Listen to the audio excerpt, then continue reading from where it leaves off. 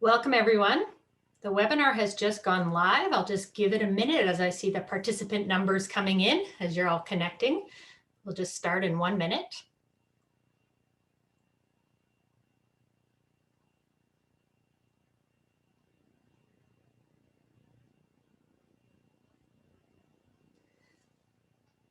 Excellent. Well, welcome to today's webinar titled How Intercooperation Strengthens Cooperatives, Economies, and Communities. My name is Karen Miner. We'll do more fulsome introductions in a minute. First, I will just mention that with this technology, you should be able to use the chat feature to chat with the entire audience or directly to the panelists as needed. There is a Q&A feature. Please enter your questions as we go, and we'll be monitoring that and getting back to whichever questions we can handle during our Q&A feature. And lastly, this is a webinar that's being translated between French and English. In your Zoom panel, you will have a translation option, and the presentations will be done in both English and French. So if you aren't fully bilingual, you may want to pick from the menu there and choose your dominant language of English or French to take advantage of the translation. Before we dive in, I just wanted to quickly acknowledge that most of us are on Indigenous territories in North America. We probably have a vast audience from various places, but to call out that those of us in North America are on Turtle Island. And we do refer to this as North America, but these lands are home to more than 1,000 Indigenous nations that have stewarded these lands for generations. And in recent centuries, these nations have been subjected to violent colonization. I am on the home base of Mi'kma'ki, the unceded and unsurrendered territory of the Mi'kmaq people. So today this group comes together from different geographies, different cultural histories and contexts. Please do consider whose lands you are on and what reconciliation looks like in your context. Taking lessons from the need for reconciliation with Indigenous nations, let's deepen our actions to break down the systemic barriers in cooperatives. Let's live our values and lead with the social and economic justice that they require.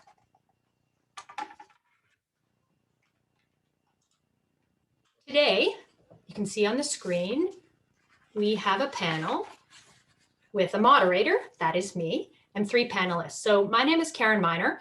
I am on the board of directors of Cooperatives and Mutuals Canada, as well as being the managing director of the International Centre for Cooperative Management in the Sobey School of Business at St. Mary's University, which is located in Nova Scotia, Canada. On this panel, we have 3 long-time cooperators, that including Colette Lebel, the Director of Cooperative Affairs with Solio Group of Cooperatives in Quebec. We have Corey Munden, the CEO of Leading Edge Credit Union in Newfoundland in Eastern Canada, and Kelly Story from La Siembra in Ottawa. What I find really interesting about this panel is that we have actually crossed over different locations, different sectors of the co-op movement, and also different structures of membership within the co-op. So that's really a great place to start when we think about intercooperation and the importance of that working across our sector. Before we move into rounds of questions and comments from the panelists, I'm just going to pause on this idea of Principle 6, cooperation among cooperatives. This comes from the International Cooperative Alliance's Statement on the Cooperative Identity, which is made up of a definition of what a cooperative is, 10 values, and 7 principles. The Principle 6, cooperation among cooperatives, was specified 55 years ago. And that was in an international gathering in Vienna, looking at those principles. But it's still relevant today. And to point out that this year at a global level, the World Cooperative Congress has a theme of cooperative identity. And again, this is part of the International Statement of Cooperative Identity. So just to raise a few of those higher level points, before going into what is it exactly? So cooperation among co-ops states that cooperatives serve their members most effectively and strengthen the cooperative movement by working together through local, national, regional, and international structures. And we really are going to try to touch on all of those today. So why does this matter? I guess from my perspective, Principle 6 has always been my favorite, and I consider it really a superpower where we can develop a really powerful network and web of cooperation. This can be things like our local, national, and international apex organizations that help us unite and represent the co-op model. So at a global scale, I've already mentioned the International Cooperative Alliance, and it was established in 1895. I think I got my century wrong in my notes. But here in Canada, we have provincial associations, we have national associations, we have those that are multi-sector, like Cooperatives and Mutuals Canada, or single sector, like the Canadian Credit Union Association, or focused on a type of cooperative, taking the Canadian Worker Co-op Federation as just one example. When it comes to cooperation among co-ops, we use this to be stronger in competitive markets. We form cooperative groups. We form second-tier cooperatives and federations. We also need to be thinking about cooperation among cooperatives when it comes to our vertical and horizontal value and supply chains. Think about the products and services that flow through cooperatives, as well as the power of your procurement choices. We see cooperation among cooperatives between types of co-ops. You will hear today in some of these examples of how if you're an economically oriented co-op, you can still be doing Principle 6 with social co-ops and vice versa, or between geographies, north, south, east, west. All of these are possible with Principle 6. However, it acknowledges that we can't reach our potential alone as cooperatives. We must nurture and support each other. We use Principle 6 to pool expertise, scale, and support to increase our impact and build a cooperative economy. So really, this is a call to action for all cooperatives to cooperate in every practical way with other cooperatives, to participate and support associations and federations from local, national to international.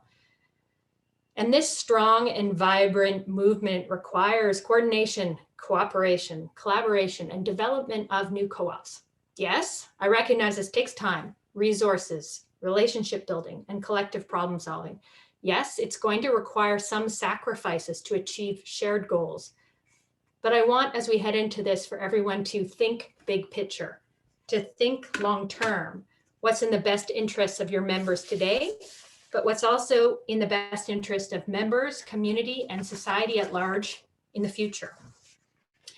Lastly, as one final example of cooperation among co-op, before we go into our rounds of conversation with our panelists, I want to do a special thank you and welcome to the National Farmers Union's College Conference on Cooperatives from the United States.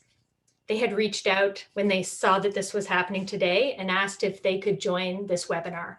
So thank you for joining. And again, to point to cooperation among co-op within that group, they in particular have strong links to the CHS Foundation and the Ralph K. Morris Foundation in the US, two organizations that are extremely strong supporters of the cooperative movement. So without further ado, I am going to stop sharing so we can focus on our faces here. And we're going to just do a round of introductions, starting with Corey, then Kelly, then Colette.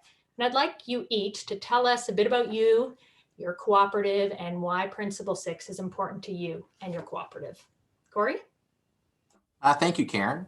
As was acknowledged by Karen, I guess I would like to say that I represent the small credit union voice today. I'm in a rural-based credit union in southwest coast of Newfoundland and Labrador. So my journey started around intercooperation back about 10 years ago when I volunteered for the Canadian Cooperative Association Mentorship Program. And I found myself visiting credit unions in Africa to provide mentorship on credit union operations.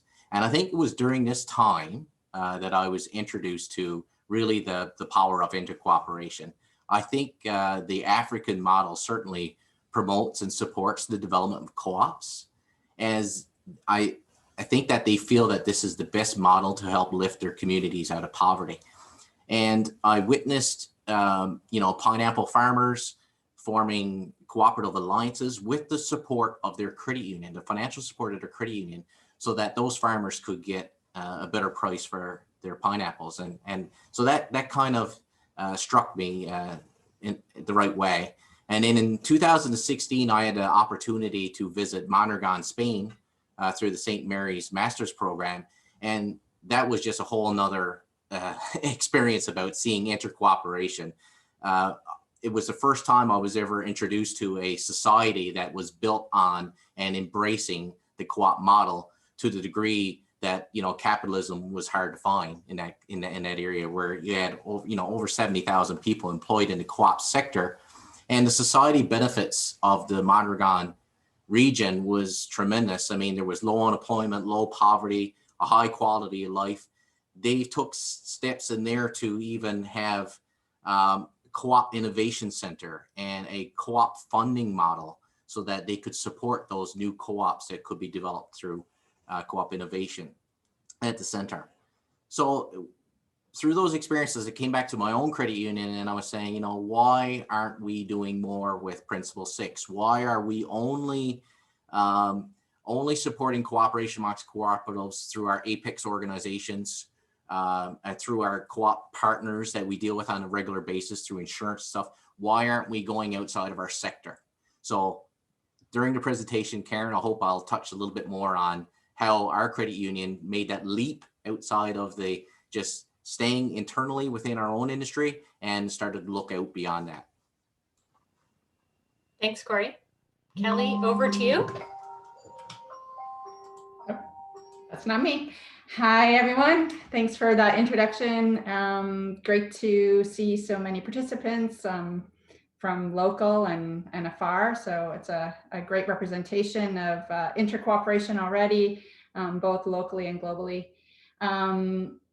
So I'm Kelly Story. I'm the Executive Director of La Siembra Cooperative, and also a worker owner for the last 10 years. La Siembra owns the Camino brand of fair trade and organic chocolate, hot beverages, and sugar sold in the Canadian market. We were the pioneers of fair trade organic chocolate in North America. And we used the principles of intercooperation and fair trade, which are mutually beneficial, not just as a means to organize ourselves, but also at the core of our DNA and business model. Today, we're working, I would say we're working in about 9 countries now. Those relationships represent about 36 to 38,000 producer farmers, at least that in terms of the recent statistics. And those farmers are organized in about 16 second-tier producer co-ops. So not only are we a workers co-op in the way that we govern, but also at the center of our business model is the work that we're doing with small farmer organizations, the intercooperation that we have in terms of building economic democracy between what we do here in Canada and their needs, their livelihood needs there on the farm. And we feel that the P6 is completely integrated with our business, because without that economic democracy, without building these fair economies, our business wouldn't exist. And so we need them as much as they need us. Thanks, Kelly. Next, we're going to Colette, and just to flag again the translation feature, Colette will be presenting in French. So if you didn't toggle that and you need to, please find that in your Zoom. Colette, over to you. Merci beaucoup Karen et bonjour à tous. C'est vraiment un plaisir de faire partie de ce panel ce midi. Alors moi, je suis une agronome qui ai découvert la coopération quand j'ai fait mon entrée sur le marché du travail après mes études. Et j'ai été charmée à ce point que je suis encore dans la coopération agricole depuis une trentaine d'années maintenant. Et j'ai réorienté ma carrière pour me consacrer particulièrement à l'éducation coopérative. Donc, j'adore la coopération. Je travaille aujourd'hui pour Solio Groupe Coopératif, qui était connu auparavant sous le nom de la Coop Fédérée. Et Solio Groupe Coopératif, comme toutes les coopératives, a une double nature. C'est une association et c'est une entreprise.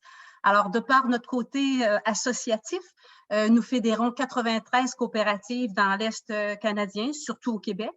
Et par notre volet entrepreneurial, on a des activités locales, nationales et internationales dans 3 secteurs principaux. L'approvisionnement de la ferme, puisque foncièrement, nous sommes agricoles, mais aussi la transformation des viandes et le secteur du détail, aussi les quincailleries. Et on réalise annuellement un chiffre d'affaires de 8 milliards de dollars canadiens. Donc, on est quand même une grande entreprise avec 15 000 employés.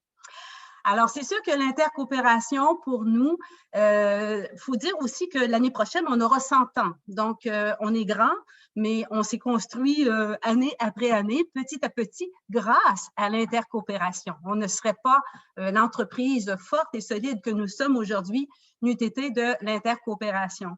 Et pour moi, l'intercoopération, elle bénéficie aux 2 volets de la coopérative. Son volet entrepreneurial, bien sûr, parce que ça nous permet de se rassembler, de mettre ensemble toutes les forces, et ce, tout en gardant notre propre couleur, en étant ancré dans notre propre territoire. Donc, c'est le meilleur des 2 mondes, je dis souvent. On a l'avantage des grands, on se donne les moyens des grands, mais on reste avec toute l'agilité, la flexibilité et la connexion au territoire qu'ont les petits. Donc, c'est le meilleur des 2 mondes. Et du côté associatif, ben, ça permet d'unir les voix et d'avoir un levier politique, ce qui est fort intéressant aussi. Alors, je pourrais donner des exemples tout à l'heure. Thank you, Colette. Those were excellent introductions, and it's already gotten me thinking. And I think one point from my perspective to add is looking at Corey, Kelly, Colette, it's really because of the nature of cooperatives to join together, to build relationships, to see reasons to go outside their particular sector, that I consider everyone I'm looking at both to be colleagues and to be friends, and to have connected with them in so many different ways for different reasons over the years. While I'm at a university, I also chair a credit union board. I am linked in nationally with Cooperatives and Mutuals Canada. I've attended things at the global level. I just get so excited about this Principle 6, as it speaks so much to that people-centered nature of our organizations and the value we place on relationships, not just transactions, that we want to look at things holistically and think about how we can connect and build something meaningful that goes beyond just business. And again, recognizing not all co-ops are even thinking or predominantly focused on the economic side. We have such a rich piece of the cooperative movement that's on the social side. So I just wanted to add some of those thoughts, just reacting quickly to what has been covered already by Corey, Kelly, and Colette. So now in our next round, each of the panelists is going to speak for a bit longer because they've been asked to talk about specific examples, like how does this intercooperation and Principle 6 really play out in their cooperatives? And so we're going to start with Kelly, then we'll move to Colette and then to Corey. So Kelly, over to you. Yeah, thanks, Karen. Well, I mean, aside from the relationships that we have with our producer partners, which is kind of obvious that in terms of our model, we would put the needs of our farmers kind of at the center of the decision-making structures. But in addition to that, in the last 4 or 5 years, we've really taken some more deliberate steps to kind of strengthen our fair trade work. So, you know, this came as a result of a number of years of difficult financials, some accumulated losses, some bad decision-making based on an overly focused commercial growth mentality within our management team. We kind of started to mission drift a little bit. We strayed a bit away from our cooperative value structure. And as a result of this, that type of evolution within a co-op can sometimes be really difficult to see. It's very opaque. It starts with a bunch of small bad decisions, and then suddenly you find yourself not particularly strong and not particularly aligned with your cooperative model. So as a result of that, we kind of got close to a near demutualization and of course a bankruptcy of the business structure itself. So as a result of that, we really kind of had to rethink. We kind of decided we were going to double down on our cooperative model. We feel like the Camino brand has enjoyed a fair amount of success in the market. We were very fortunate early on to secure a good number of shelf space in the grocery market. We had listings in almost every natural health retailer in the country.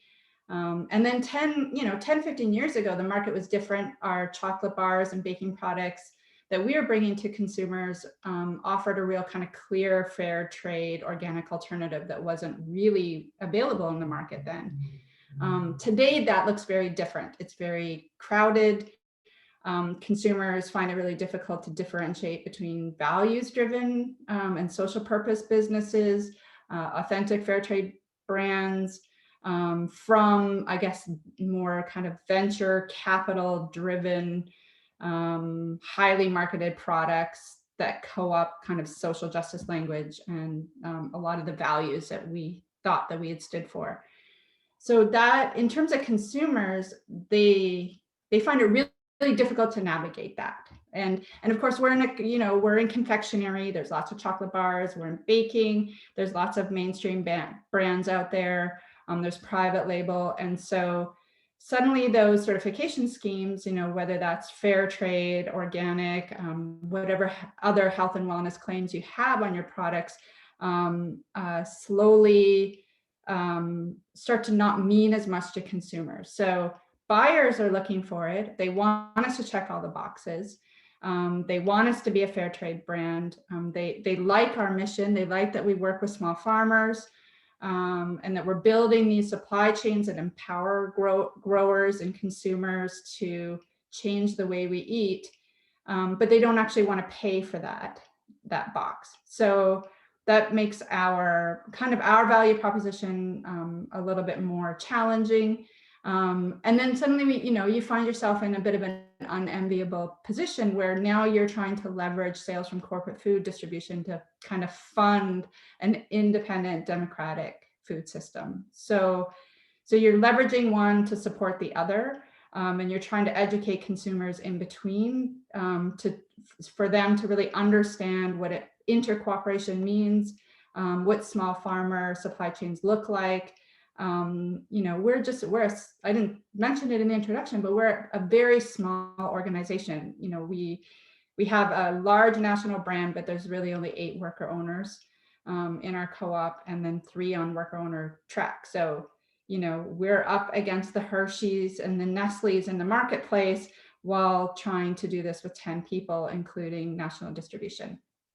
So that erosion, which feels very contradictory, in terms of having consumers see a lot of choice. So we call that the illusion of choice internally. People think that they have a lot of options on the shelf, but in fact, those options are really owned and controlled by just a handful of multinationals. And that is where we're at. And many of those multinationals now have mainstream fair trade, which maybe has arguably not been that transformative for small farmer organizations. And that increased demand from buyers to check all those boxes makes it a lot more complicated for independent, cooperatives like ours to control that market share and that volume for our producers in our chains. So for us, really the only clear differentiator, anyone can put a fair trade sticker on, anyone can be organic, they can, there's lots of different types of certification marks on products, particularly consumer packaged goods. For us, really, our only real clear differentiator is our democratic structure that places the producer co-ops kind of at the heart of our intercooperative model. So that kind of made us step back, after a couple of years of financial losses, and we're thinking about the sustainability and what it is that we always set out to do. What is our purpose in being in business and having these products in the Canadian market, and also to organize ourselves democratically. And our purpose in terms of being a workers' co-op, of course, is to provide meaningful employment for our members. But our broader purpose is also to connect the growers to our business and also to the marketplace to open up that market share. So a few years ago, we kind of stepped back into this new reality, and we thought about how we're going to use kind of P6 to grow and sustain the model. And so around 2014, La Siembra and Equal Exchange Cooperative, a large worker co-op in the US, and fellow alternative trading organization, who has very similar mission as ours, a democratic structure, a very similar path in terms of our position in the market. We've had a long commercial relationship with one another, but we were never very good at cooperating, which is, I think, is the story for a lot of co-ops. You have these allies that are in your network, or these other co-ops that you might be loosely doing business with, or meeting with at conferences, every year, every couple of years. But taking those really like intentional steps to think about what intercooperation could bring to the business model is always a lot more difficult, because then suddenly you get into the whole, okay, is it a management team? Is it a financing structure? Is it back office integration? What are we trying to do together? Are the supply chains really that harmonized? Do we have similar brand identity in each of the markets? How much of the market do we own collectively? And how much volume are we bringing to our producer co-ops in the model? So when you kind of get into that level of detail, it gets a lot more difficult. But fundamentally to that was to think about how we could bring and form this solidarity-based ecosystem while maintaining co-ops on both sides of the border that protected worker autonomy and democracy while doing that. So in that relationship over the last 20 years, even though those relationships had ebbed and flowed, and we'd get together and we'd dream big about how we can do something together, hold summits. In 2014-15, we started to take very clear steps into trying to determine what our ecosystem could look like, how we could use intercooperation to build and maintain our cooperative models, and how we could think about democracy in a way, in this kind of ever consolidating structure and environment and marketplace, in a way that isn't just about us as worker owners or us as business owners, but also includes a pillar of our farmer groups and our growers, the citizen consumers that are really like seriously looking at an alternative model. I think there's a lot of consumers out there that are looking for co-op models, but I find it really difficult to identify what those are in the marketplace, where those alternatives are for them. And then really think about how we can, across our supply chains, kind of empower those groups and define the terms of trade. So this is kind of our intercooperative vision. We don't know if we're a federation. We don't know if we're going to integrate. We call it integration. We do have a lot of overlapping work that we do together. Both are making all of our businesses stronger. COVID has certainly changed the marketplace for both of our brands. We've really had to figure out how to make our supply chains a lot more sustainable. And, in a world of consolidation where, 2 or 3 companies owns most of our market and our shelf space, how do we differentiate ourselves from that?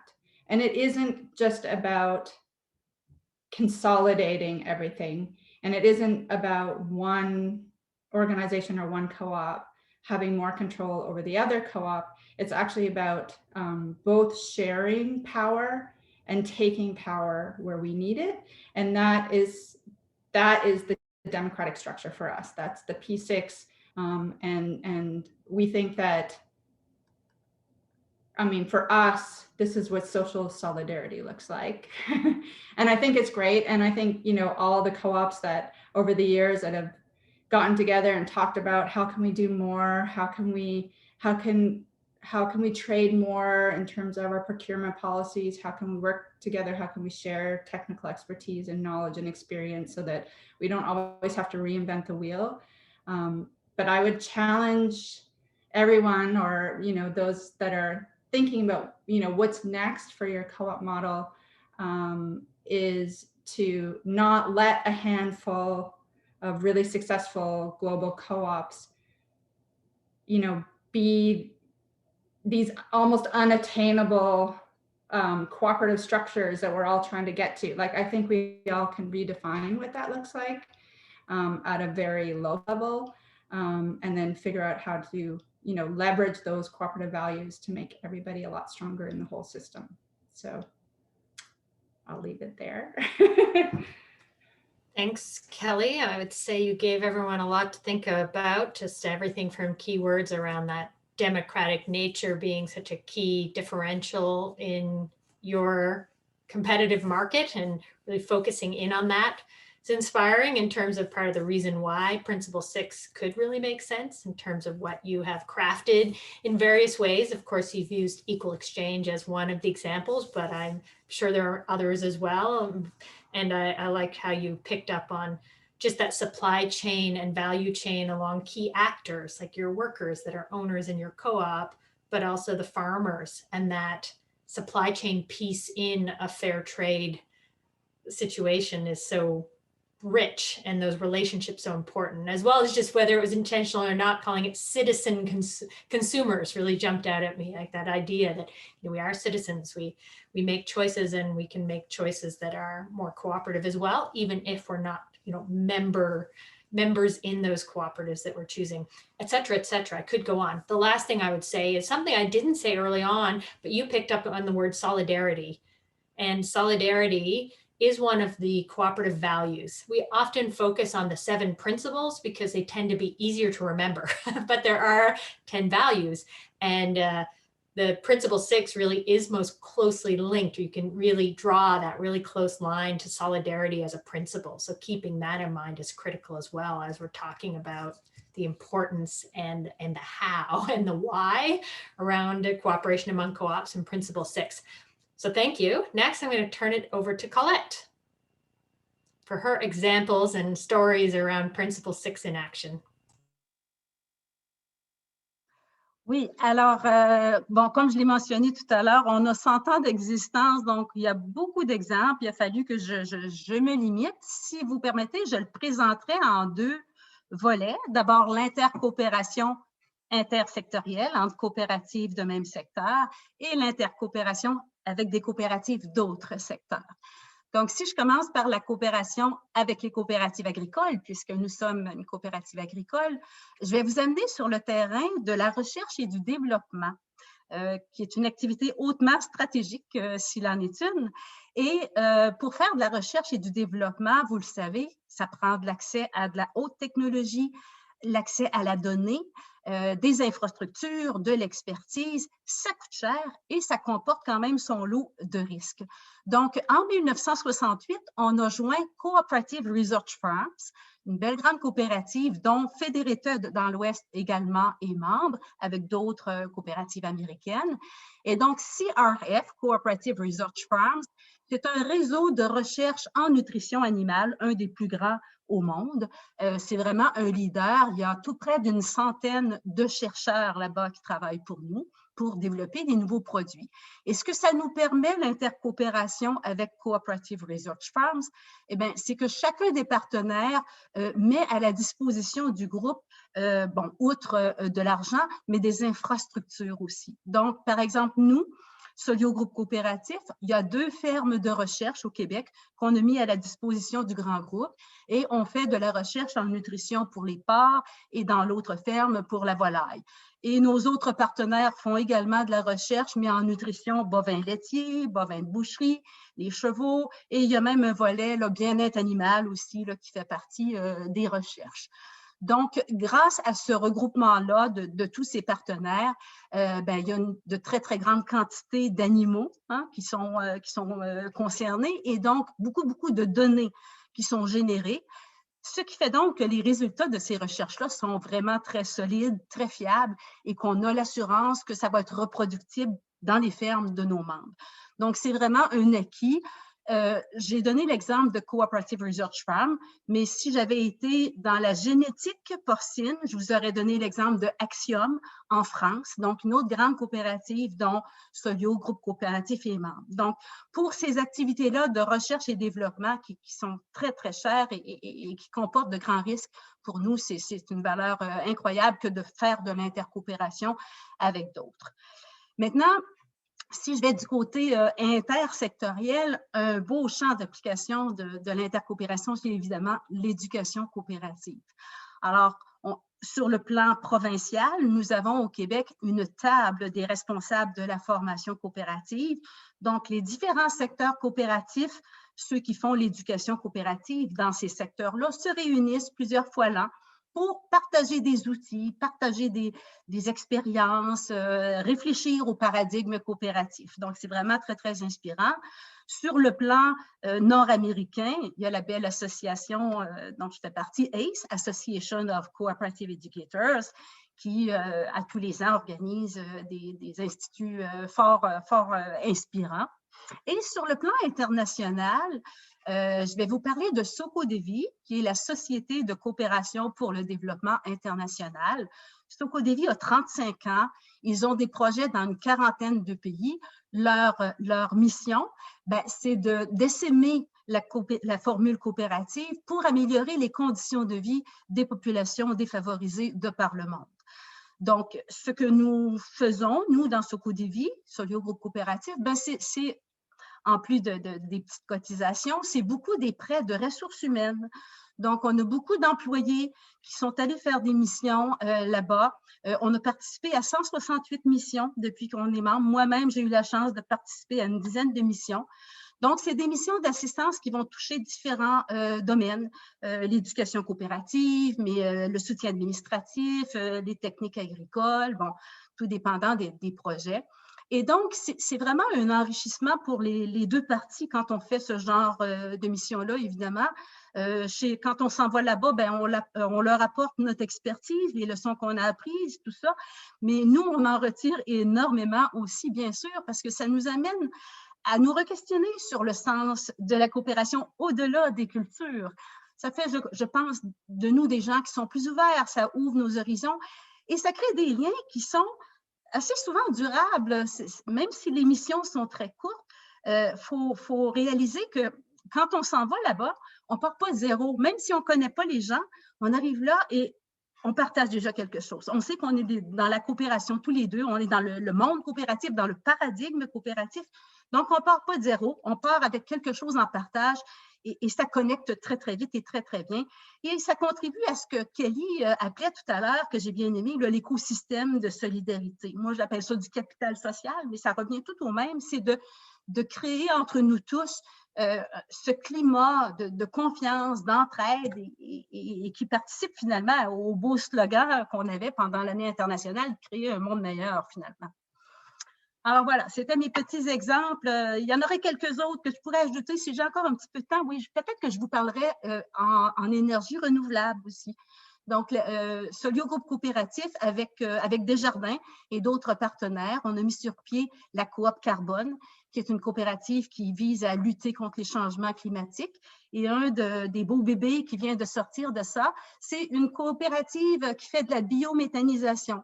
Donc, à partir des fumiers de bovins laitiers, on fait du gaz naturel renouvelable. Donc, c'est une expérience qu'on compte probablement reproduire ailleurs. Là, pour l'instant, elle est située à Warwick, au Québec, mais c'est très prometteur, tout ça. Voilà. Thank you, Colette. You covered a lot of ground there. And I hope that made folks stretch their minds a little bit too, that aren't maybe in the agricultural space as much, but everything from R&D, both networks and ways to do that. Again, speaking to, as you raise, the expense of doing that well, and often in non-cooperative settings that can be done in such a proprietary way where sharing isn't encouraged. But when cooperatives find ways to come together and do research and development in ways that they are willing and want to share, I think it just again speaks to part of the potential competitive advantage to how we would approach intercooperation in ways that other businesses might not. As well, of course, when you said cooperative education, my ears picked up, because I believe that may have been one of the venues where I met Colette earlier on, was the Association for Cooperative Educators, which Colette raised, and others on the call today are very engaged with that network as well. So it's the networks, again, being so diverse, but also interrelated. It isn't just about assuming you can have one network in one way, but that web of overlapping networks in the cooperative sector that creates such value. And then just to pick up lastly on your discussion around almost cooperative international development. We all know, from perhaps our, Canadian, US, UK, sort of developed countries viewpoint that we think about international development, and we need to think about it in the way where, as Colette, you described, it's not the view of us going to help because they need our help. It's this two-way and the learning from both sides, and seeing that as part of this structure of how we do intercooperation is essential. I flagged in the early comments just around, it's part of our role to help develop co-ops, whether that's at home, whether that's elsewhere, have elsewhere help us develop at home, and vice versa. And so you did a great job there with the reference to Soco de Vie. Of course, we have CDF Canada, as well as DID tied to Desjardins, rooftops tied to the housing, and I may miss some other key ones, but those are some just off the top of my head to flag again, just on that international development side, how interconnected all these things are and the power of networks in this intercooperation space. And then you finished on renewable energy. I think just the importance of these emerging areas that need to emerge more quickly and that speak to what our business model can contribute in these spaces, that if we're not looking, can be done not in a cooperative way. So anything we can do on renewables, anything that helps to combat climate change and that can be done more in a cooperative, democratic way, I think will be better for society in the long run. So that was excellent. Corey, you're up next. Thank you, Karen. My story is similar to Kelly's. We all know that credit unions operate in a highly competitive industry, in the banking industry, and it's my feeling that as we were trying to be competitive in that industry, we were losing sight of our cooperative identity. And so I took my board through an exercise that I labeled a cooperative audit and cooperative principle audit.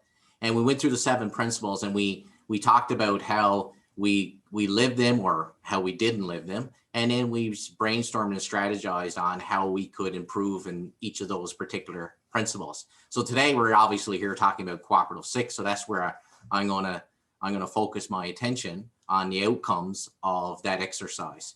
And so I want to share with the group, the participants here today, a couple of little 4 particular projects, from a larger scale down to a smaller type of thing that you could initiate in your own co-op.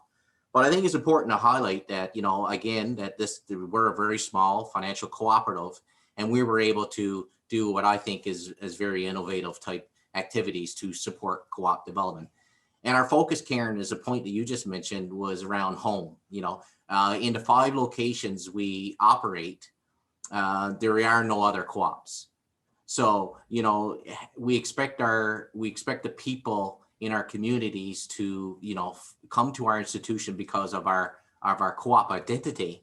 But if we're the only co-op in town, they really don't have much examples to cite with, which led into the first major project. So recognizing in Principle 6 that we were not doing a great job in living outside of, as you heard me say in my opening, supporting our Apex organizations, we put in our balanced scorecard that we wanted to forge at least 2 non-financial relationships with other cooperatives.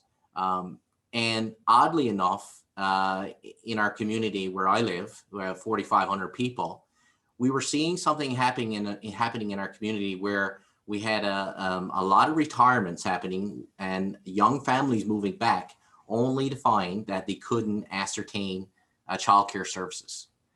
And that was a real problem. We actually had a physician that came in here with a family of 5 that ended up leaving because he couldn't get childcare services. And so myself and a coworker here who were also in the childcare, we were at a time in our life when we were looking for childcare services. We were in the same situation. Fortunately, we had parents to draw on, but we've recognized that in this community, there was a need. And of course, we were sitting there saying, why not? Let's look at a co-op model for a solution. In our research, we identified that the daycare industry is highly regulated, which is the reason why a lot of childcare home-based businesses didn't become certified, as well as with previous attempts to start this. The municipality tried to open a childcare center, and that fizzled really fast because they realized they didn't want to get into the operation of a childcare center. A nonprofit tried to start, but that fizzled again as quickly as the municipality effort. And again, that was because there was no vested interest. None of the people who volunteered to put that move forward were parents. So they, when it started getting a bit rough on legislation and regulation and all that, they just abandoned the project. And lo and behold, here was an opportunity to create a co-op in our community.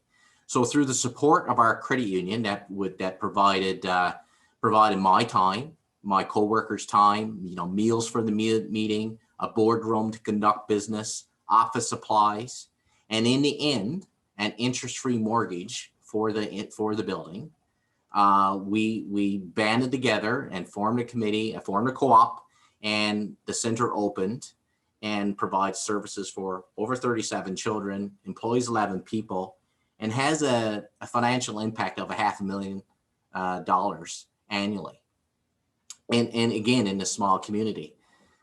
The Minister of Education of our province actually invited me to a roundtable discussion to speak on our co-op model. And, they're considering this as a provincial solution to childcare capacity problems in our province. So I just think that speaks of a really great example of how a financial cooperative could step outside of its traditional business and mindset of cooperation and look at supporting co-op development. That led into another example of we just most recently launched a community impact grant. And this is 5 grants that we've offered. And basically it's designed to empower individuals, organizations, and businesses who are working to affect economic, social, and environmental change. So it was divided up into four categories: youth connection, cooperative development, small business change champion, and community change makers. And there's $15,000 in funding on the table. But what I want to highlight is that the co-op development has the largest piece of that pie. Because if we strongly believe that the co-op model is the right model, it supersedes all models, it is the right model for our society, then we wanted to put the lion's share of the funding in that particular area to hopefully stimulate additional co-op development. We most recently embarked on a co-op housing facilitation. So what we recognize with the daycare example is that we don't need to be the leaders in the sense of being at the committee level. For example, I'm the chair of the daycare board, but we don't need to be at the level. But what we need to do is foster and facilitate co-op development using our cooperative knowledge and expertise. So that's what we're doing now. We're trying to stimulate in a very rural area, which are seeing the aging population, leave their homes and move out of this beautiful communities and to go to more urban centers because they can no longer maintain their homes.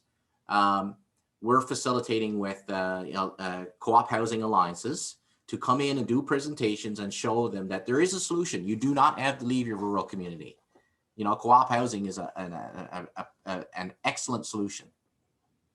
And then something as down as so simple as procurement. We all have coffee in our offices, and when we were going through this exercise, I said, why are we choosing to use this coffee that is just, as Kelly described, a multinational brand?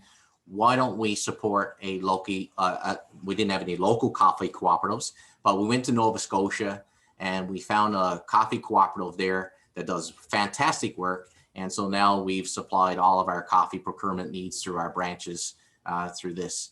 And, you know, it's not just using them for coffee. We have their advertising up in our credit union branch, you know, of pictures of farmers in South America that showcases the good work that co-ops do. And I think that's another effort. It's not just a matter of supporting them through purchasing, but also tell their story, because their story is the same as our story. And lastly, there is a neighboring community that do has a co-op store. So we most recently met with them and we're talking about how can we leverage one another's membership? Can we do joint advertising? Can we occupy space in your grocery store to do tax and related services? Can we have flyers at our branches to support your co-op store? Can we buy carts, or what? Can we, you know, can we put TVs up in your branches and in our branches to share advertising? So there is lots of way of intercooperation. But Karen, I think you made a fantastic point when you opened up and said, this stuff requires work. And the work that it requires traditionally is not the work that you're graded on. I'm graded on the financial performance of my credit union. And I had to convince my leaders through co-op education that you need to not only evaluate me on the financial performance of our credit union, you need to evaluate me on how we live the cooperative principles. And that includes Principle 6 and how we deliver on that promise of cooperation amongst cooperatives. And successfully, I think I've done that through the implementation of a balanced scorecard that measures not only operational results, but measures how we operate as a cooperative. But that's a whole nother story. We ain't got time to get into that particular topic today. Thanks, Corey. Yeah, it's really interesting, this panel, because what I said at the beginning, we hadn't compared notes precisely in terms of what each person was going to say in terms of their stories. We had a vague sense of what we would cover and starting to see some of those themes come up over and over again. You know, Corey, I know there was a comment as you were talking, just they found the daycare story to be really inspirational. So making that link again to you're a credit union. So you think of yourself as a financial organization, but then you're seeing the value of the social co-op side and going beyond is, you know, seeing it as this integrated system of economic, social, you know, people, culture, like all those things need to be part of what we're trying to nurture here. And then you ended talking about housing co-ops. So another very important social co-op sector.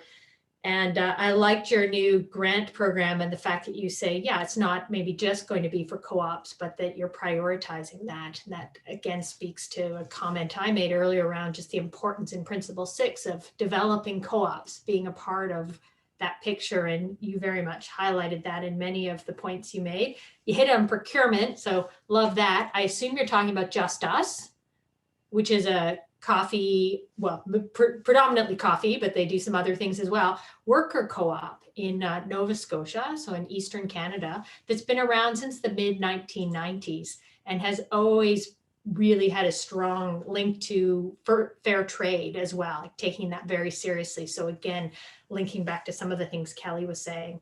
And then your last comment, again, really getting into also intersectoral opportunities, like you thinking beyond your own four walls as a financial institution and how through grocery co-ops can there be a link. And I think about that often in terms of the co-op space, is that we don't spend enough time outside our own sector to maybe see the opportunities in front of us, whether it's local, whether it's regional, national, or international, of how much that is key to building this network and building that web across Principle 6. And there was a comment in the chat I just wanted to pick up on, because it was William Nelson, who's from the US and a well-known person south of the border, and someone that's been involved in cooperatives and co-op education for a long time. But he made the comment of, I think Principle 6 provides an inspiration and practical opportunity for cooperative education and vice versa. And I think that was also a key theme. So we're trying to focus today on Principle 6 and intercooperation, but all of these principles overlap. And I love the thought, of course, that Principle 5, education, training, and information, and all these principles need to be done. And Corey, I think some of what you flagged is that without Principle 5, you probably wouldn't be doing everything that you're talking about in terms of Principle 6. Is there some truth to that? our role to Principle 5 and your strength in being such a strong cooperator today in your approach to leading edge credit union? Yeah, I would agree with that. However, I think, with all 7 principles, the cooperative audit that I spoke of, like we really zeroed in on each one of those. And, concern for community is what, oh, wait, no, sorry. I did principle 5, correct me if I'm wrong, concern for community or education? Education. Education. So education is fundamental. It is, I do a little presentation where I talk about the cooperative advantage. And the first action item is education. Because if you do not have your leadership and the people who are going to kind of live that cooperative model, if they don't have an understanding of what the cooperative model represents, then like any particular type of initiative, without knowledge, it's going to be very difficult to move that initiative forward. So you're right, Karen. The education is the critical piece to, I think, all of it. Great. Well, we're going to go to a few of the questions I see. And I think Kelly, Corey, Colette, you can also see the questions if you wish to get a preview. I'm going to start with one actually that probably I'll direct to you, Kelly, because it came up during your presentation. It's specific to certification. So the question is coming from Emma. What intersection do you see in certification programs and cooperatives? Are there any certifiers that are also cooperatives, or are consumers aware that cooperative values already cover many of the goals these certifications are designed to meet? Yes, thank you for that question. I had to think about it for a minute. I think that the relationship between certification and mission are sometimes at odds, because the certification schemes or the way certification works is more to satisfy a market-driven demand as opposed to some kind of mechanism that would include the benefits or increased benefits for growers. So we have, while we navigate our fair trade certification system, because we fundamentally believe that our farmers are benefiting from that certification program. Certification in general is really difficult because there are so many different programs in which consumers are relying on, and as opposed to just doing their own homework and research to figure out which brands are kind of living up to their values.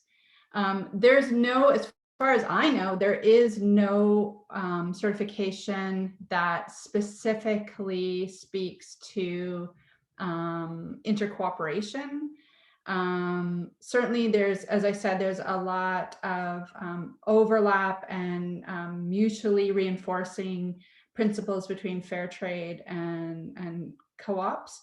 But in fact, the lack of certification around being able to promote our worker co-op and democratic structure led us to actually rebrand a lot of our baking products last year and include a workers co-op logo. So, we have vegan, we have allergen free, we have organic, we have kosher, we have fair trade. So we have this very busy packaging. And still we felt it was important enough to try to make space to identify ourselves as a Canadian-owned workers cooperative that is doing, is trading democratically with our producer networks. So yes, there's lots of tension that exists in different certification schemes. They're not all, I wouldn't say that they're not all, not one particular certification scheme meets or checks all of what we would like to see in terms of our contracts with our producers. There is a new small, I won't get into the politics of it all, but there is a new small producers label which we're supporting that include producers in the setting of the minimum fair trade prices and in terms of the premiums that are advanced to the co-ops, and includes them in the governance of the system, as opposed to a certification system that's governed in Europe by traders and not by the producers themselves. So it's really about rebalancing that power structure within that supply chain. Thanks, Kelly. I will move on to another question unless Colette or Corey has a specific response to certification. You're okay? Because this next question is a really good one. It came in a little while ago. I will just flag for the audience that we're really moving into Q&A. So if you have questions, please submit them. Things that were said that you want any of the panelists to expand on, or curious about other examples they may have in particular categories. But I'm going to go to the question that came in from Sarah Aldred, and maybe just to flag that Sarah is located in the UK. She works at the Cooperative College, but also there is a new committee on international intercooperation that was created under Cooperatives UK, which is the similar organization in the UK to Cooperatives and Mutuals Canada. So, excited about that new committee being put in place in the UK, and look forward to seeing what they learn and think about as they get that off the ground. But going back to Sarah's question, because it's a pretty tricky one, so see how you react to this, and others may have comments. Please in the chat, feel free to kind of respond as well with your reactions to any of these questions. So Sarah's question is, what are the key behaviors in intercooperation within the wider movement? So the tensions with the notion of competition between co-ops. Under pressure, there's a strong reaction to competition. So this is, I think, getting at, again, those and probably all of us that live in these more competitive industries. And how does intercooperation and P6 play into this? Or how do you overcome that and then shine, as cooperatives doing it perhaps? So react as you will to Sarah's way of framing the question. I'll start with Colette. Ben moi, je dirais que les coopératives sont pour le long terme et qu'il faut être patient. Moi, ça fait longtemps que je suis chez Solio Groupe Coopératif et au tout début, on fédérait beaucoup plus de coopératives qui avaient des petits territoires limitrophes et qui se compétitionnaient, oui, parce que il y a des zones où tu es aussi proche d'une coop que de l'autre, alors les producteurs se faisaient charmer par l'un et par l'autre. Donc, c'est sûr, c'est des humains, c'est sûr qu'il va toujours avoir un petit peu de compétition, mais à force de nourrir la vie associative, de fournir des occasions de rencontres où on jase, on apprend à se connaître, il y a un genre d'apprivoisement qui se fait et sur le long terme, très souvent, beaucoup de choses sont dénouées et on finit, aujourd'hui, je dirais que les gens coopèrent beaucoup plus au sein de notre réseau que quand je suis entrée au tout début où il y avait beaucoup de petites unités qui se frottaient les unes aux autres. Donc, faut faire confiance, mais il faut se donner du temps et il faut accepter aussi, et c'est ça la beauté de la réciprocité, il faut accepter que dans une relation, à un moment donné, il y a quelqu'un qui va peut-être en mettre un petit peu plus que l'autre. C'est pas toujours égal, mais comme on est dans le long terme, on se crée un capital social comme ça, un réseau d'entraide, et puis un jour, on bénéficiera un petit peu plus à notre tour. Donc, il faut se donner du temps. Moi, je trouve que ça, c'est le premier comportement.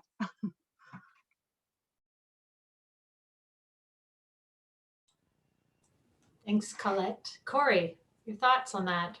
I agree. And, the whole concept of cooperation, the simplified version is that it would be easier to accomplish something cooperating with one another than it would be independently. I mean, that's how the co-op movement was found, is, people came together and for the plight of to achieve a certain objective. And I recall being on a part of a national committee here in Canada, and one of the tasks was an issue with young people leaving the credit union system because they were unable to get the right training, development, and leadership opportunities within smaller type cooperative entities. So I pitched this concept that, well, why don't we have a Canadian-wide mentorship program where, if I just recruited a marketing person and I don't have any other individuals within our credit union that could train or develop or mentor this person, that I could go to a neighboring credit union and they could get that skill set there. Well, the first thing that came on the table was, well, competition. What's the odds that this person would be pillaged from the other credit union because they're a good employee and everything. I said, but the whole concept is we're trying to, as cooperatives, we're trying to address a system related need. We need to work together. We need to trust one another, as Colette indicated, and we need to come together for a solution. And that means that, you know, we got to look at a bigger picture. And that actual program was launched and very successful. I'm not sure where it is at right now because this is, you know, 10 years ago. But to me is, you know, again, you got to go back to the co-op values of trust and honesty, transparency, and community focus. That's where we need to be thinking when we talk about intercooperation and the key behaviors. And I do think it's possible when we start looking at as multiple entities that come together for a common purpose, we'll be better off if we cooperated. Thanks, Corey. On this topic of competition, intercooperation, etc., Kelly, do you have any insights or examples from your co-op experience? I don't think specific to that, like I could identify points of tension. I think we've been really fortunate. We've had really strong relationships in the co-op sector in Canada. I love, Corey, that you mentioned Just Us, because Just Us is a workers co-op, but also a fair trader. We've been very fortunate to have a long relationship with them. Planet being in Guelph. There's, you know, and I think the worker co-op sector has really grown in the last 5-10 years. So we haven't, I think a lot of our challenges seem to be internal around member education, teaching members how to govern, how to be able to delineate their roles. And also, you know, it's very difficult because you're asking your member to be a good finance manager or a good salesperson, but you're also asking them to be a business owner, and you're also asking them to understand their fiduciary responsibility around governance. So I think education in general can resolve a lot of these issues. So yes, I think a lot of our challenges in terms of not only navigating a very corporately controlled market, but also trying to, you know, retain a lot of those co-op values has certainly been around membership education and development. Thanks, Kelly. I'm going to move to the question that Kathy stats. And again, Kathy is here with the large group, the conference group I referenced later, and works with the National Farmers Union, the Association of Cooperative Educators, and on and on. So I'm glad Kathy's linked in with this event today. And her observation, which you can all react to, is that awareness of Principle 6 seems to emerge most often only when cooperators are elevated to upper levels of leadership and begin attending apex organization events, etc. How can we more intentionally weave the notion of intercooperation at all levels, entry and mid-level staff, and with members as well? Who'd like to start with a response to that question? Corey? Yeah, I could start. It goes back to comments that were made earlier around education. There's lots of material out there around co-ops, understanding what a co-op means, and recognizing the principles. I do, however, think that a lot of the education opportunities and need to be supported by leadership, which is why I think that, you know, it's very important that leaders of organizations have that grasp as well. So in our case, for example, I went through the St. Mary's programs. I've completed St. Mary's Master's Cooperative Program. They offer a Canada Development Education Program, which I participated in. And then I put members of my board through that, and then started to cascade that down to members of my staff, and then, you know, continuously talk about co-op education, and now we're working on educating our members so that they understand the cooperative mandate that we live. So, however, you know, I do think it's very important that co-op education be a part of everyone's learning plan. If you're working for a co-op, it should be one of the key pieces that should be in their personal development plan is, and it should be as equally as important that they understand that as it is that the role that they play within their particular organization. That's just some advice that I would give based on my own experience. Thanks, Corey. Colette? Oui, ben j'abonde dans le sens de Corey. Ça passe beaucoup par l'éducation. Chez nous, tous les employés doivent suivre obligatoirement un cours de base en coopération. Et donc, bien sûr, on passe les principes coopératifs. Donc, on essaie de sensibiliser et de faire développer chez nos gens le réflexe de penser coop quand on a besoin de quelque chose. Nous, au siège social, à un moment donné, notre traiteur qu'on avait qui s'occupait de la cafétéria est parti. Ben, est-ce qu'on peut penser à Coopsco qui offre des services de traiteur? Donc, c'est comme ça qu'on les a fait rentrer. Des fois, on échappe, mais on essaie de développer le réflexe comme ça, de regarder, ben, est-ce que ces services-là sont disponibles dans le monde coop? Je donne aussi l'exemple du fameux consortium. Au Québec, il y a le consortium d'expertise et de ressources coopératives. Ils ont une panoplie d'experts, mais souvent les grandes entreprises comme nous, on oublie un peu et on est tenté d'aller vers des grandes firmes. Mais là, de plus en plus, on fait affaire avec eux, on commence à utiliser leurs services. Donc, c'est de la sensibilisation et c'est de développer ce réflexe-là. Ça vient avec le temps, ça aussi.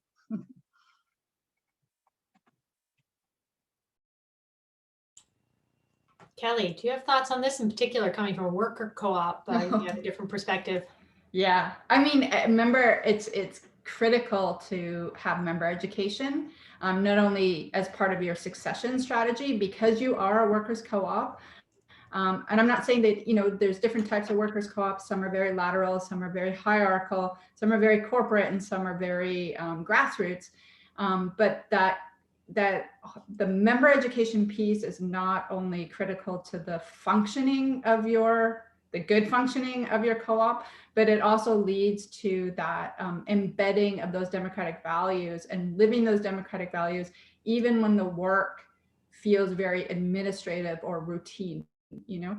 And so I think that inspires members to think about the choices that we're making, not only in terms of procurement and partnerships and strategy, but also how do we continue to work within our co-op associations so that we have that exchange, maybe not even just on an educational piece. I think, Corey, you mentioned sharing resources and tools with other credit unions for the benefit of your workers and your members, but also because it is hard. Like, this work is really hard. And if you have to spend a lot of time constantly reinventing things, and then the tools that you're building to make the organization stronger isn't adopted or is lost in your succession strategy within your membership, then that it just kind of really sets the stage for mission drift. And so being very intentional about membership education and also creating opportunities for your organization or for your members to engage with other co-ops or other, you know, similar co-ops or not similar co-ops to hear about how their work, you know, how they're working can, one, be inspiring, but also can be like highly valuable in terms of the sustainability of your business.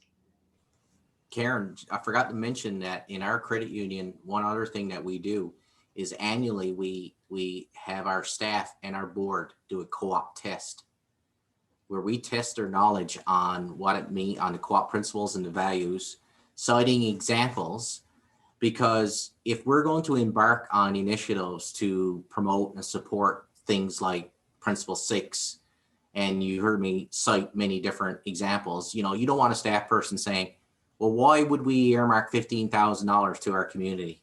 Well, what's the purpose of that? Whereas if they understand the co-op model and they understand the principles and they understand the values and they understand the DNA of the co-op model and they understand why we're doing those things, then they support the initiative versus questioning the initiative. So we actually have a co-op test in which we oddly enough, the board scored higher than the staff at the last round. So there's a little healthy competition on the go. I just thought I'd throw it in.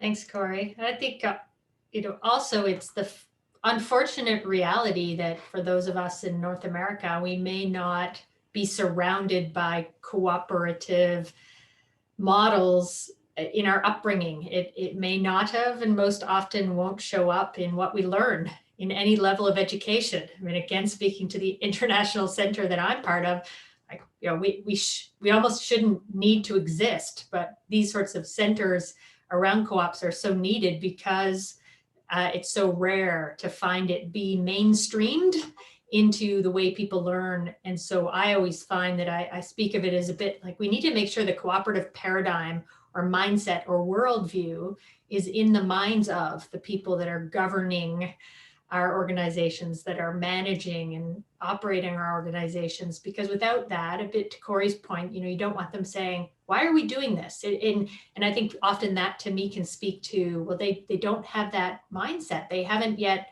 built that knowledge, because it is to me a very specific way of being and doing business or social responses to problems through social co-ops, that it is something we have to learn and take more time on the education than we might otherwise if we were another form of business that comes more naturally because it's what people, receive when they go through the formal education process. So it's, the more we can do on education and see it as important. And frankly, I've been working hard at it for a long time and feel like if we're not humble enough to see it as a lifelong journey, then I think we need to be more humble. We need to realize there is so much to learn and so much diversity in the cooperative movement, whether it's locally or globally, and so much that we can sort of take advantage of by continually scanning to see what's out there, see who's doing what, see what best practices, co-op practices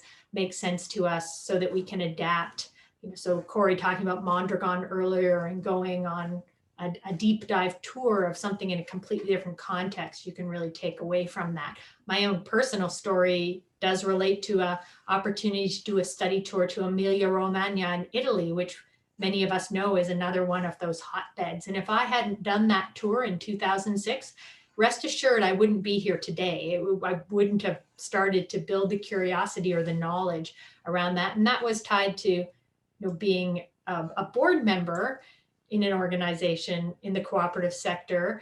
And we aren't giving enough opportunities often to whether it's directors or employees to take that deep dive. I guess I'm just a big believer and you need to kind of take a deep dive and not just think that you learn by osmosis being in a co-op, because if that co-op isn't constantly doing its own deep dive on the co-op model, then they need to take Corey's test, I guess, and see, how well they score, or do his cooperative audit and see where that lands. And maybe my segue to this would be the importance of things like cooperative scorecards, not just balanced scorecards that exclude the cooperative piece, because the traditional one doesn't have it in there. And Corey, there was just a comment / question on that earlier on. It's great to see, it would be great to see examples of scorecards that co-ops use to stay on track and true to values.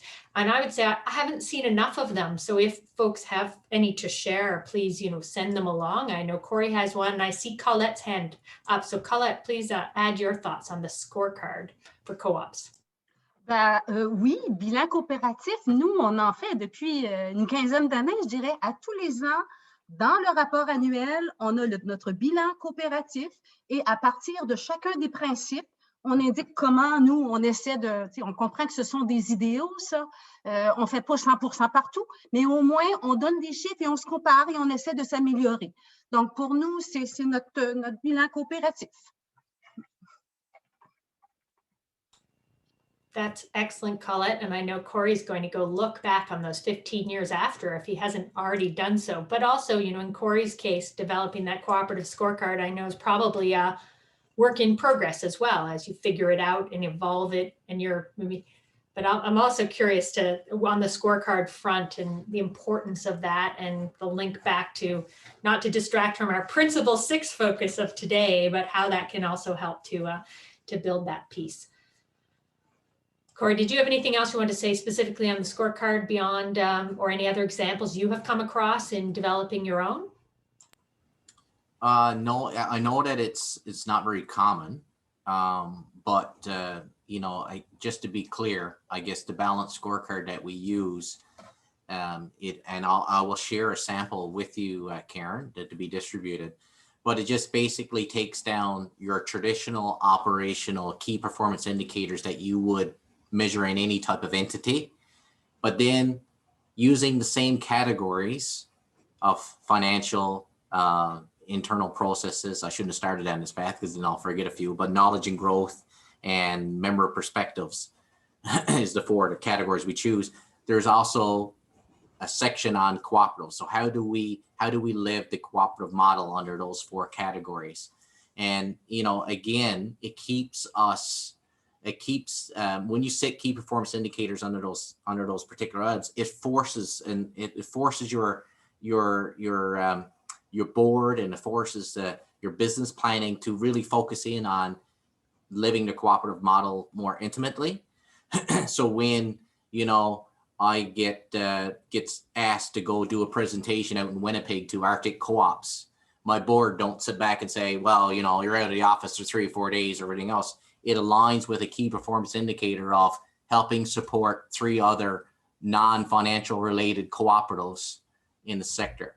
So it's a way of ticking that box to say you've complied with that particular key performance indicator. So it really holds you true to living the cooperative model, because I think, what gets measured gets done. And if you have a strategic focus on being more cooperative minded, and you embed it in a plan and you measure it, then the likelihood of success is far greater than if you're just doing it ad hocly. Because traditionally, I think we thought we were being cooperative because we were doing a bit of corporate social responsibility work, which is entirely different than, living the particular co-op principles. Thanks, Corey. We have one other question, which I will read out. And then perhaps if one person feels passionate about responding, we're then going to move to our wrap-up comment round. So this is from William Nelson. What lessons are we learning from having to do more education and communications virtually because of the pandemic that might be applied to the tasks being surfaced in this event and the questions being asked?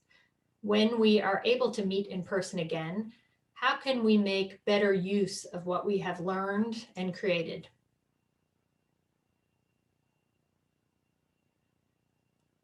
Who wants to jump on that one? I might jump on that one. Okay. As we know, through COVID, supply chains have been severely impacted, and especially agricultural supply chains. We have been working very closely with our producers and their cooperatives to really understand what was needed at the community level. Not only because we were seeing increased pressure and demand from our marketplace, but we need to understand that how is our growth affecting the producers and the producer communities that we're working with in terms of their own health and safety, their community needs, their PPE, their ability to have labor on the farm or complete inspections or access organic ingredients. So we came to realize that COVID and taking a kind of a more deeper dive on the impacts of COVID on our supply chains, that we actually had to do better in terms of cooperating with them. Because we think, if we grow, then they grow, and then they benefit from that extra volume.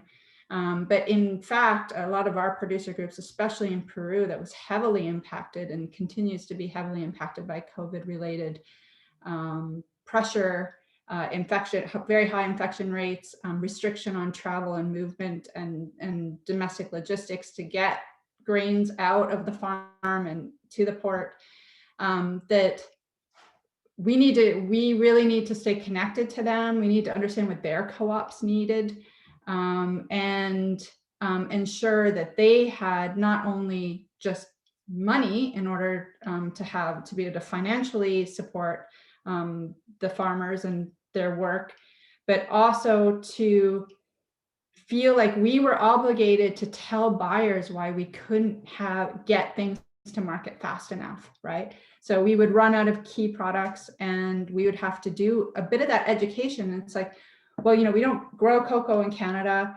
We're not transforming product here. We're not grinding beans. And so if we can't get that to your shelf, then you need to understand that this is how the whole supply chain works.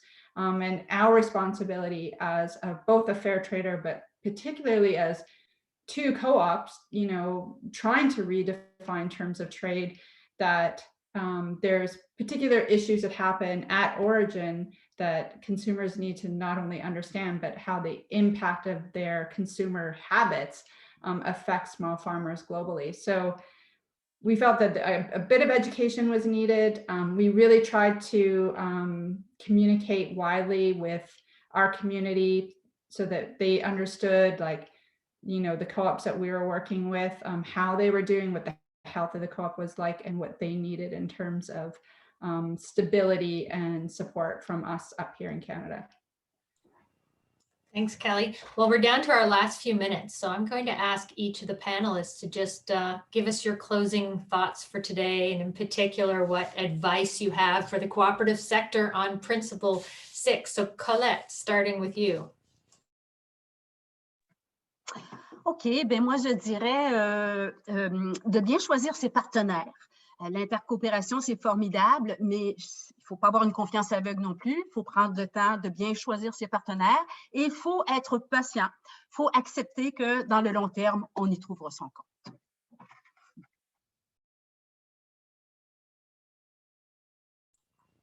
Thanks, Colette. Corey? I guess I would leave everyone with think beyond, you know, your own industry. Look outside of your own industry. Not every scenario is in every intercooperative arrangement is that there's a benefit for you directly. Look at, you know, the bigger need of the community and try and resolve, you know, community related issues through co-op model implementation.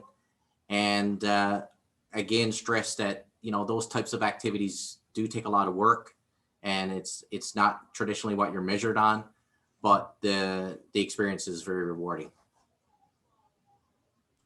Thanks, Corey. And Kelly? I think about intercooperation. Of course, you know, the examples that I gave earlier on was about our very kind of ambitious project with Equal Exchange in terms of thinking about P6 relationship across the border, but it doesn't have to be that ambitious. It can be a lot more local, and it should actually benefit the community that you're working in. You know, if you're thinking about that from, you know, a small town in Canada, or if you're thinking about that a little bit more globally, the cooperative model works at so many different scales and across so many different sectors that there's really opportunities everywhere if we just kind of take the time to think about how we're all working together, and certainly think about that ecosystem, you know, and how we're going to make all of that stronger. Thanks, Kelly. I think there's been a lot of great examples and links back to much of the DNA of the cooperative model as we've gone through this hour and a half. Just again, a reminder of where we started in terms of the International Cooperative Alliance, the statement on cooperative identity, which, you know, we should be thinking about all the time in terms of the links back to those 10 values. So such things as solidarity, the 7 principles, and today we've probably through this hit on all of them.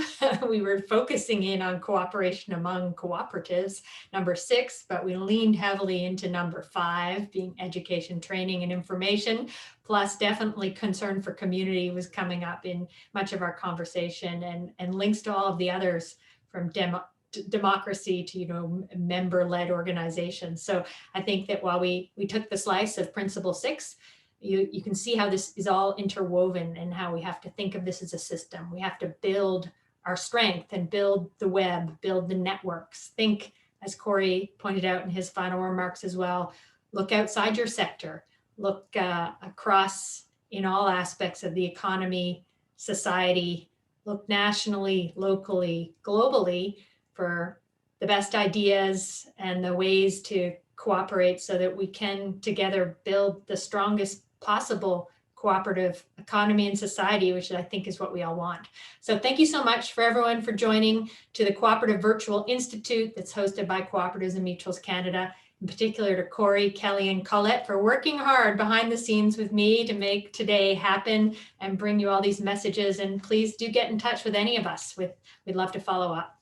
So until then, goodbye, everyone.